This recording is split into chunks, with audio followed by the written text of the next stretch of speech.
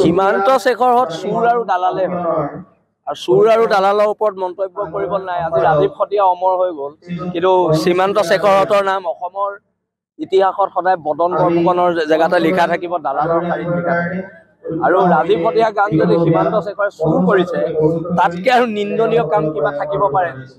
পিছে চুৰে চুৰ নকৰি কি কৰিব চুৰে চুৰে কৰিব আমাৰ ল'ৰা এতিয়া 7জনকৈ জেলত আছে অসম জাতীয়তাবাদী যুৱ ছাত্ৰ পৰিষদৰো এজন সদস্য জেলত আছে বীৰ লাচিত সেনাৰ সৈনিকৰ বা আমাৰ খিলঞ্জীয়া মানুহৰ অধিকাৰ আমি সাব্যস্ত কৰিবলৈ যাম জেল যোৱাটো স্বাভাৱিক কথা আমি ভাবো জেল আমাৰ সদস্যৰ কাৰণে অলংকাৰ হয় আৰু জেলত যিমানে আমাৰ সদস্য যাব জাতি সিমানে শক্তিশালী হ'ব বুলি আমাৰ দৃঢ় বিশ্বাস চৰকাৰৰ মতে নহ'বতো যেতিয়া জাতিৰ বিপদ হ'ব প্ৰতিবাদ হ'ব আমি গণতান্ত্ৰিক এটা ব্যৱস্থাত আছো গণতান্ত্ৰিক ব্যৱস্থাটো কোনো চৰকাৰে নস্যাৎ কৰিব নোৱাৰে এখন তালিবানী শাসন ইয়াততো চলা নাই ইয়াত এখন গণতান্ত্ৰিক চৰকাৰ চলিছে জনগণে ভোট দিছে তাৰপিছত চৰকাৰ কোনোবা মুখ্যমন্ত্ৰী হৈছে কোনোবা মন্ত্ৰী হৈছে কিন্তু এটা কথাটো হৈছে যেতিয়া চৰকাৰে জনগণৰ বিপক্ষে কাম কৰিব তাৰ বিৰুদ্ধে প্ৰতিবাদ কৰিব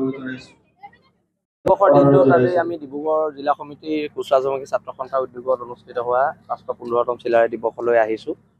আৰু চিলাৰায় দিৱসৰ দিনা এটাই আমি আশা কৰোঁ জাতি শক্তিশালী হওক অনৈক্যৰ মাজত ঐক্য হওক আৰু অনাগত দিনত খিলঞ্জীয়া মানুহে অসমৰ ভূখণ্ডত মূৰ তুলি জীয়াই থাকক আৰু খিলঞ্জীয়া মানুহৰ ভূমিৰ অধিকাৰ ৰাজনৈতিক অধিকাৰ সম্পদৰ ওপৰত অধিকাৰ এইখিনি চৰকাৰে নিশ্চিত কৰক আৰু জাতি বৰ্তমান সময়ত অতি বিপদৰ সময়ত খিলঞ্জীয়া মানুহ বিপদৰ সময়ত এই সময়ত আমি খিলঞ্জীয়া সমূহ জাতি জনগোষ্ঠী লগ হ'বলৈ আমি আহ্বান জনাইছোঁ কেইবাবাৰো বীৰ লাচিত সেনাৰ মঞ্চৰ পৰা আহ্বান জনোৱা হৈছে আজি এই পবিত্ৰ দিনটোতো আহ্বান জনাইছোঁ সকলো জাতি জনগোষ্ঠী আৰু খিলঞ্জীয়া মানুহ একত্ৰিত হৈ এখন খিলঞ্জীয়াৰ অধিকাৰ থকা এখন অসম গঢ়াত যাতে আমি ভূমিকা ল'ব পাৰোঁ প্ৰত্যেক দল সংগঠন প্ৰত্যেক জনগোষ্ঠীয় সংগঠনে যাতে এইটো ভূমিকা লয় সেইটোৱে আমি আজি এই পবিত্ৰ দিনটোত আহ্বান জনাইছোঁ আপুনি বিচৰা বাতৰি পাব কেৱল নিউজ 18 এপত নিউজ 18 এপ ডাউনলোড কৰিবলৈ স্কেন কৰক এই QR কোড